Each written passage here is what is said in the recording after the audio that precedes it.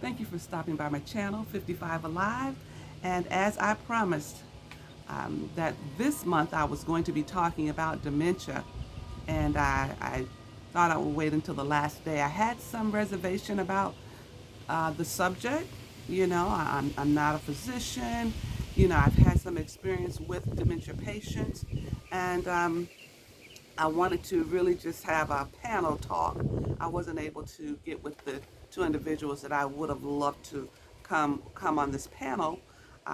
They're in different states, and I know with COVID, hey, we can do the Zoom thing and bring everybody together. But nevertheless, I do have some information. I'm not going to be with you long because dementia is something that is still being studied. They've done a lot of trials and a lot of different research and things with different medications and how it affects people. But for the African American community, unfortunately, the trials does not consist of many of us. Therefore, it leaves me to wonder if we are being diagnosed as we should at an earlier stage. Just my opinion. So the information that I have for you today is going to be coming from uh, Dementia-Society.org. So that's Dementia-Society.org. It's the Dementia Society of America. That's DEMENTIA-SOCIETY.org. And you can go to their site, and there's many other sites out there that has information. And usually, when you're doing a report about something, you try to get two or three sources, credible sources that can validate the information that you're trying to put out. So on this video, once again, it's about dementia, and I'm not going to be with you very long. Let me just mention this.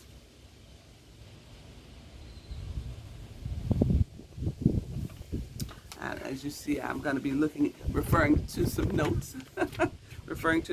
So dementia is not a specific disease. It's not a specific disease.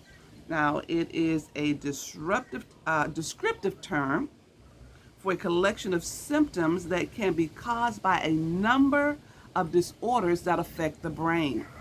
So a number of disorders that affect the brain, that's what they call dementia. So also, let me just say this, because a lot of times we associate dementia with elderly people. Oh, they're just getting old. They're old. They're gonna forget. They're gonna, they're not gonna always remember things. They're gonna walk a little slower. They're gonna do this and that. Let me say, although it is common in very elderly people, dementia is not a normal part of the aging process. And I know for a fact that that is true. My mother-in-law is 82 years young. She still lives by herself. She takes care of all of her own business. She drives wherever she needs to go. I mean, she's handling her business. She gets up every morning at 6 o'clock and does her exercise. Hats off to you, mother-in-law.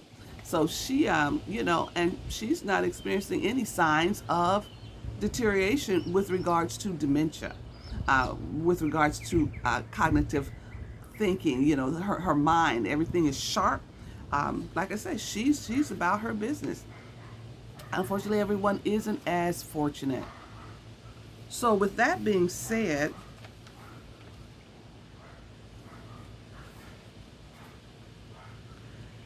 it's really important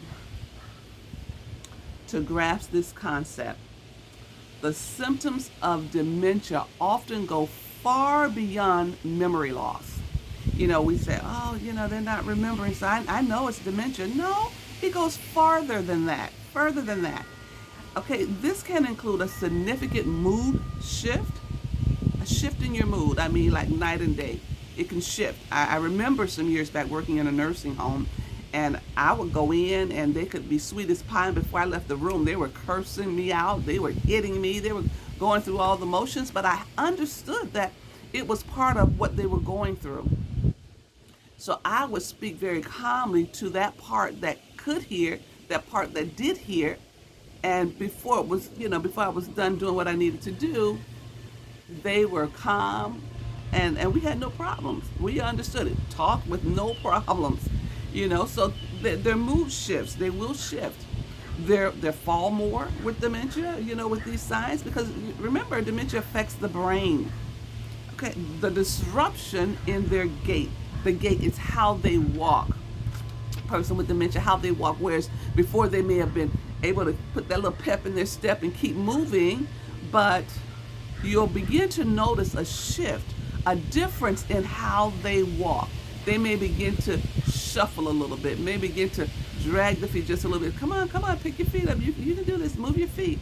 And they may do it for a while, but then go back to the shuffling almost, the shifting almost. But just be aware, this is all a part of what happens during the stages of dementia.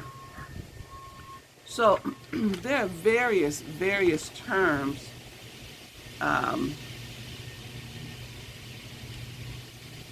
that certain conditions can cause these dementia symptoms.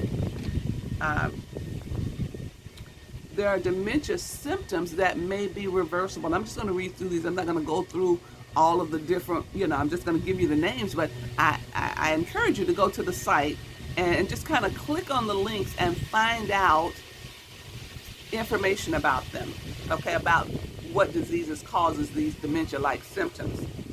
So there's a mid-cognitive impairment,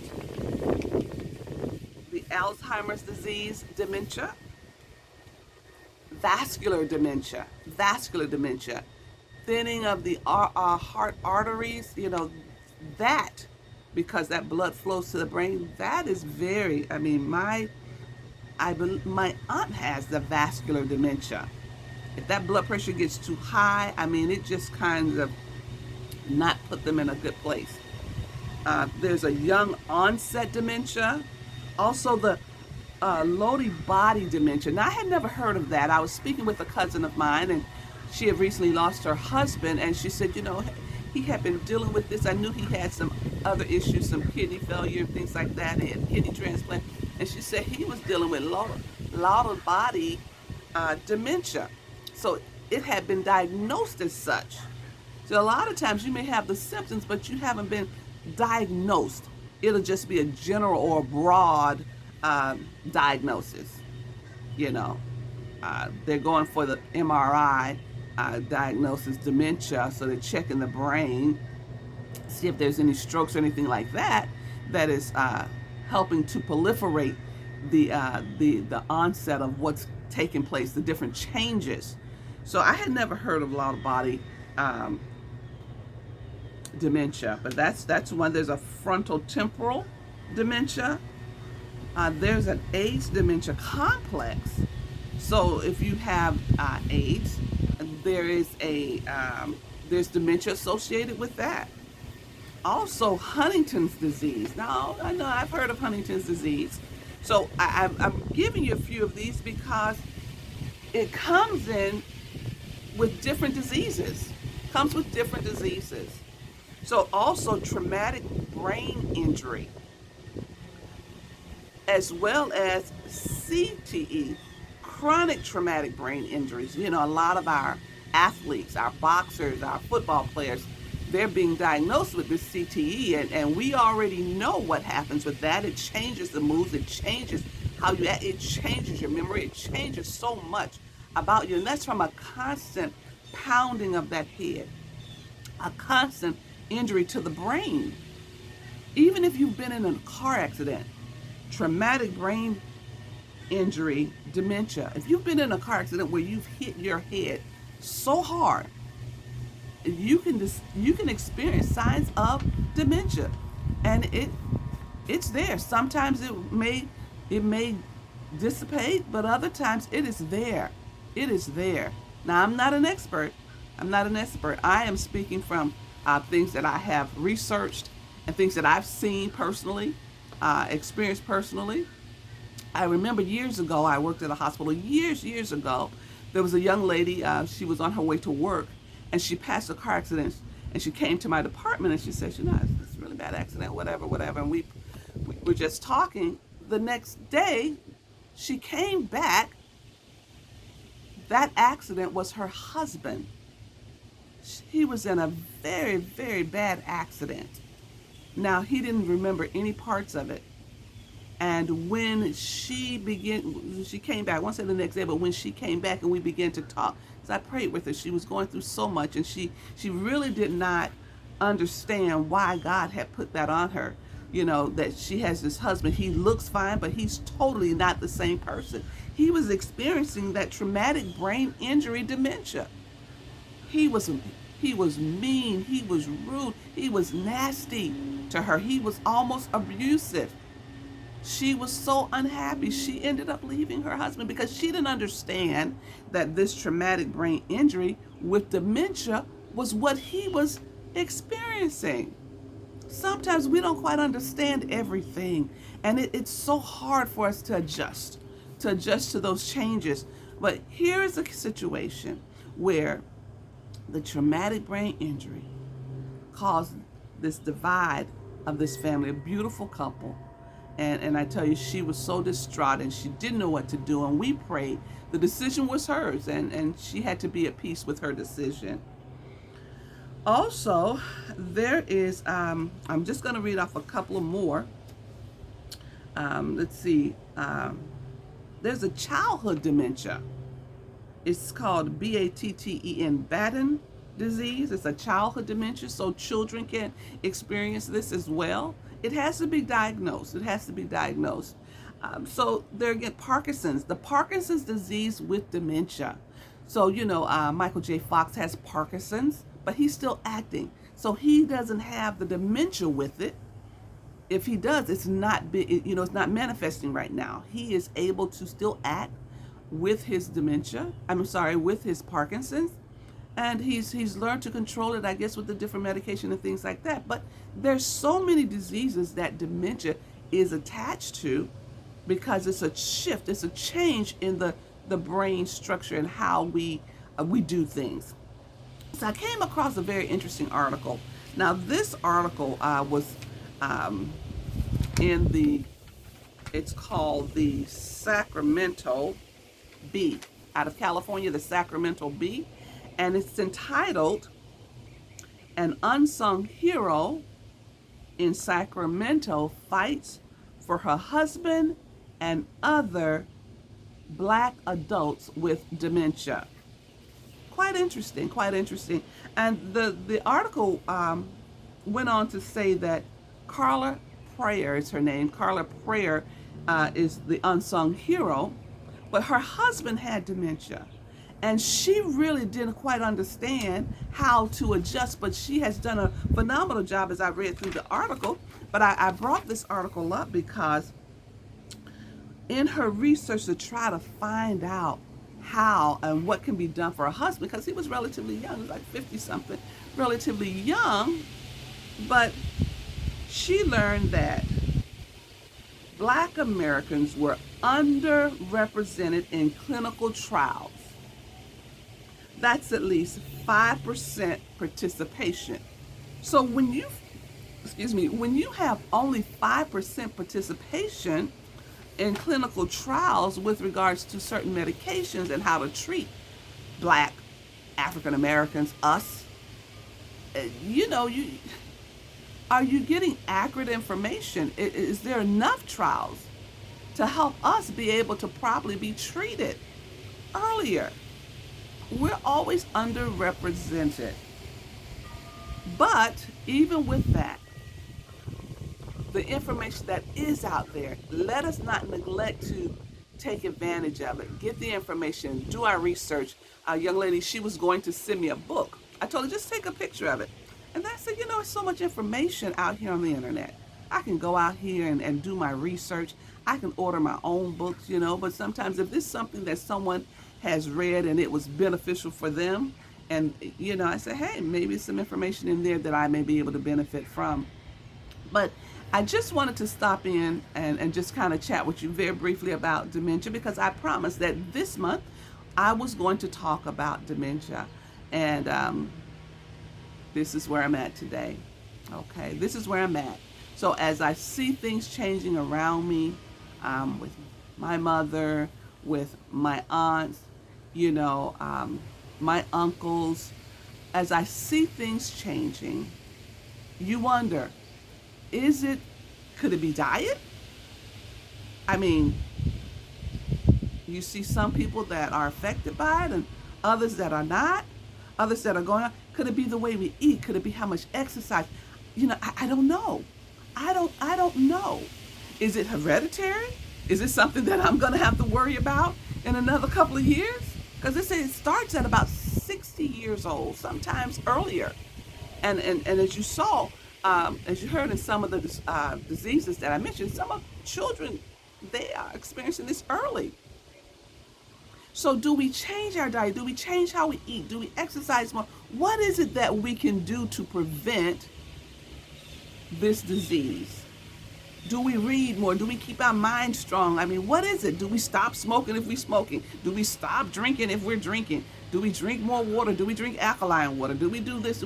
What is it that we do?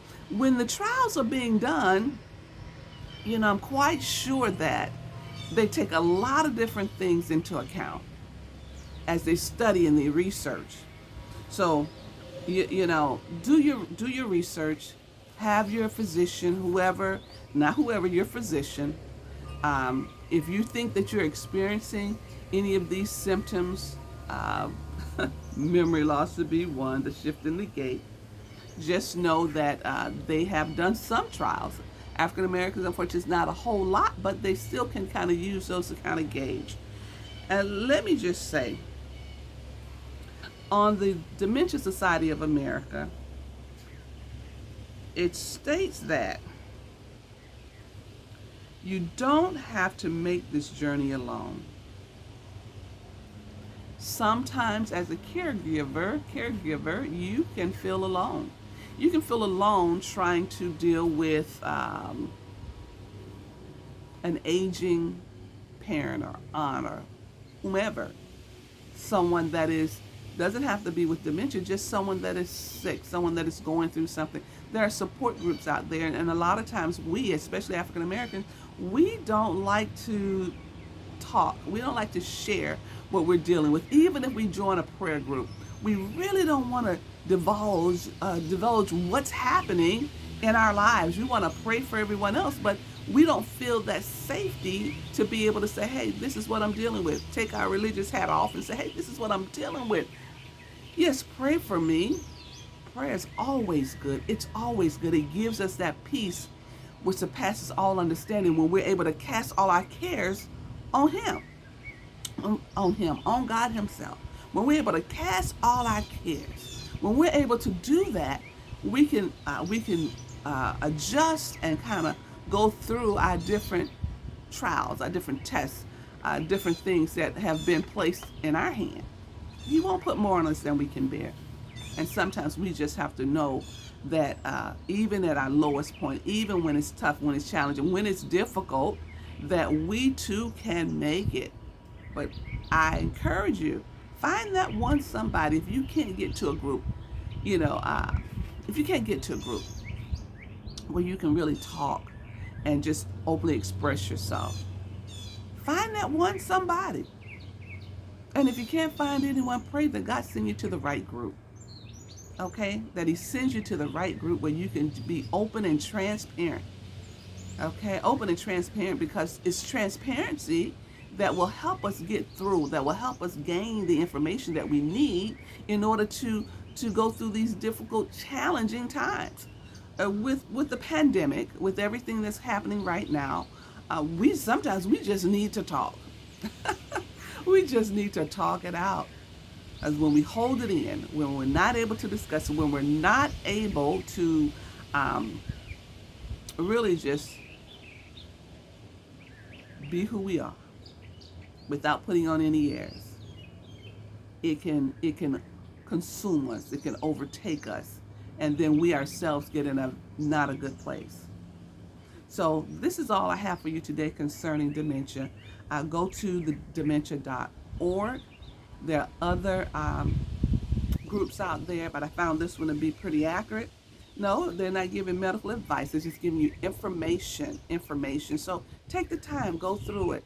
Also, go read that article by featuring Carla Prayer. I don't know her personally. Carla Prayer, she's an African American woman married to an African American male husband, and she wanted some information, and she started a group. So it is just it's interesting that I'm not the only one seeking for information. So she's out in California. So take time, go to the Sacramento Bee and read that article. It's a very good article. I really enjoyed it. Short article, not very long. All right, so until next time, thank you for tuning in to 55 Alive. It has been great. It has been a pleasure. So until next time, peace. Listen, don't forget, I am uploading videos on my garden. I just posted one earlier. So continue to come join the channel, like, subscribe, share. Let someone know about it. All right. So until next time, peace. I'm out.